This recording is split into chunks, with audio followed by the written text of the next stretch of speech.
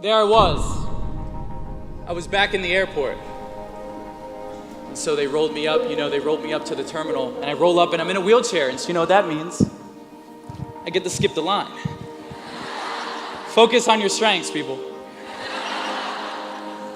And so they roll me up and they say, this is gonna be a full flight. I said, no worries. And so, they roll me down that long terminal.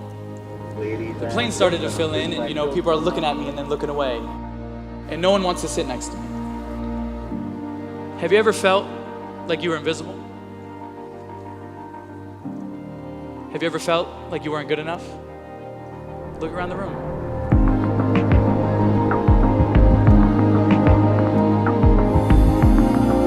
When I was a young kid, I didn't realize this whole package I had going on. I thought I was just a normal kid living life, but other people let me know that I was different. And so there was a time, I was probably in 3rd grade, and it was a hot summer day. And I remember it was hot because when I jumped off onto the field, my butt cheeks were on fire. And so, I jump out of my wheelchair, we're about to play recess, and the kids are playing kickball. So I'm like, man, I'm gonna play kickball. And I remember here I am, every game at that age is like the World Series. So I'm freaking out, I just scored. I'm waiting for someone to pour some water on me or Gatorade.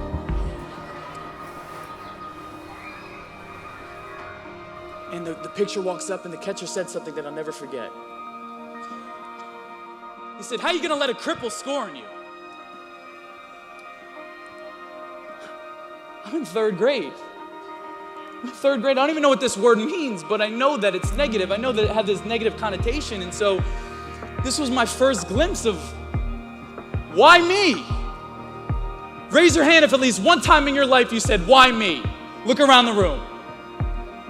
It's everyone.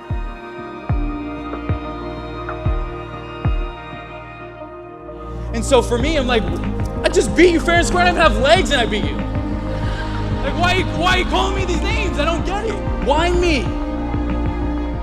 As I got into middle school and high school, I was still at this low point in my life, this victim mentality. I was still asking myself, why do I have to be born like this? Why do I have to be born with no legs and one arm? Why do the kids have to make fun of me? Why do I have to go through these challenges? So I asked myself, Nick, what are you gonna do? What are you gonna do to get yourself out of this hole? And so sophomore year came around and my older brother was a wrestler. All my best friends were wrestlers, and I just thought wrestlers were the coolest thing in the world. I always looked up to wrestlers, and so, I thought about it. And I came into school one day, and my friends were like, Nick, you always tell people to try new things, get out of your comfort zone. Why don't you try wrestling? And I said, I can't, my arm.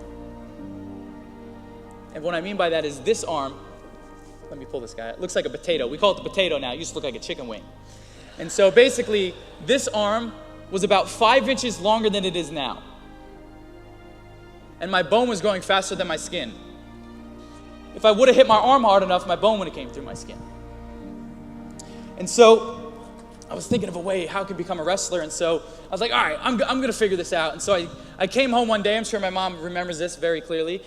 I waited for both my parents to come home and I sat them down and I said, Mom and Dad, I wanna be a wrestler.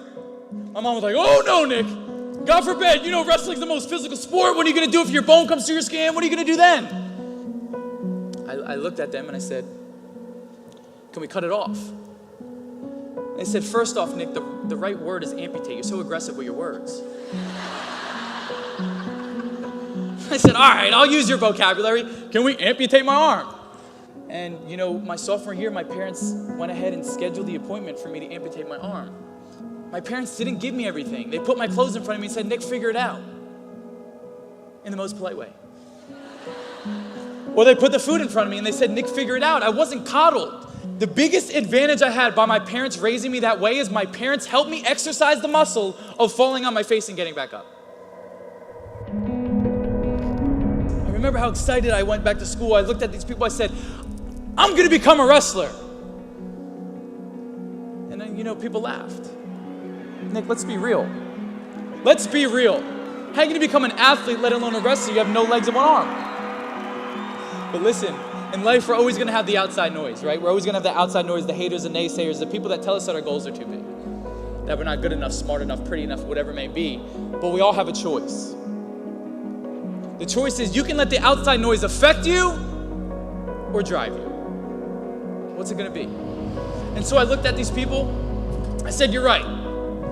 What was I thinking? I'm not going to become a wrestler. I'm going to become a varsity wrestler. And you're going to watch. What are you willing to give up for your dreams? I hope it's not a limb like me, but what are those limiting beliefs that you need to let go? That you need to cut off? I had about 17 stitches in my arm, and I go back to school with this big smile. I swear I was the happiest kid that just cut his arm off. And I came off their mat after getting my butt kicked as usual. And I remember I'm there trying to catch my breath, and this lady comes up to me crying. I'm like, oh God, what did I do wrong? She gets down on my level. She said, Nick, I want to thank you. I said, for what? Did you see that performance? She said, it's much more than that. She said, my daughter's over there on the sideline, and she never wanted to do a sport. She never wanted to do an extracurricular activity, but seeing you out there, she wants to try all these things. You not only motivated her, you not only inspired her, but you shifted her perspective. And that's when I realized, like, oh my God, not only does this feel good that I'm helping people, but I was on the mat for myself. I was being selfish. I was trying to dig myself out of a hole. I wasn't trying to motivate and be inspiring Nick. I was just trying to dig myself out of a hole.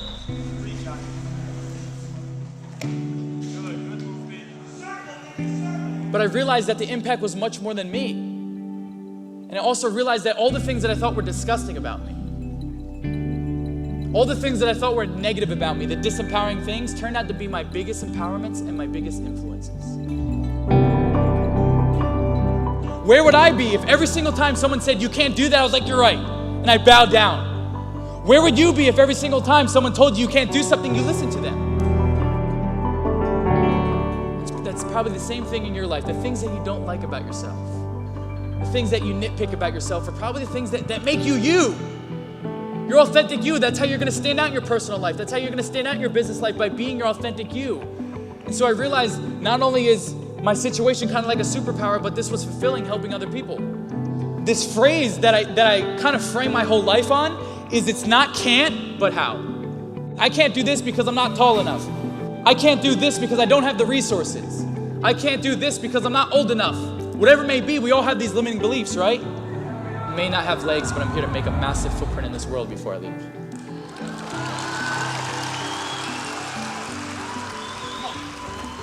Go. Come on. Because the one thing I've realized, and I'm saying this as a brother, is no one's coming to save you.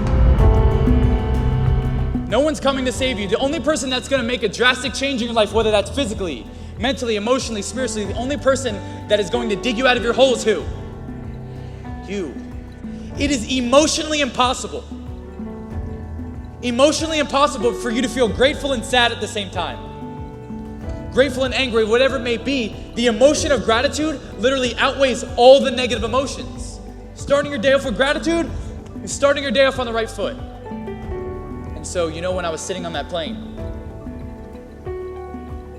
and everyone started to fill in, and no one wanted to sit next to me, I started looking at the window and I was crying.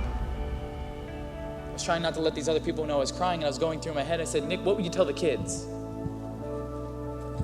What would you tell the adults? Practice what you preach. What would you tell them? And I said, it's the meaning I attach behind this. I could become the victim of this situation, or I could become the victor of the situation. What's it going to be? And so finally, two gentlemen had to sit down, and I'm thinking. And I finally realized it's a power of reframing.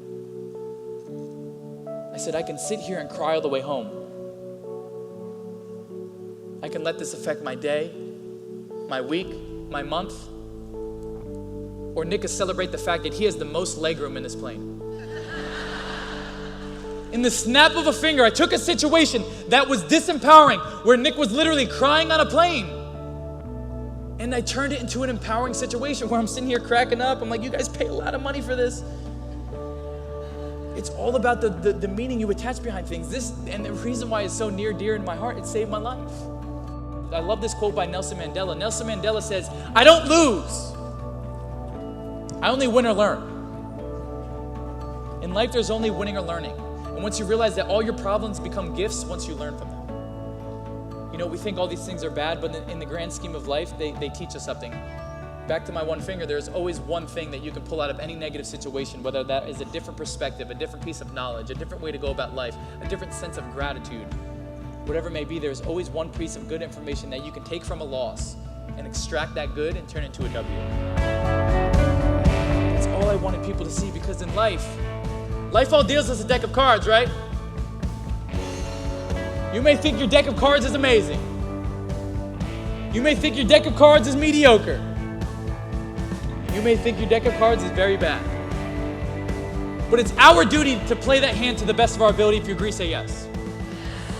We have to play the hand we gave us to the best of our ability. We gotta focus on the things we do have. You have to focus on your strengths, the things you do love about yourself, because I promise you, when you focus on your strengths and the things you do love about yourself, it'll always outweigh all those negative things. The most attractive thing you could be is different.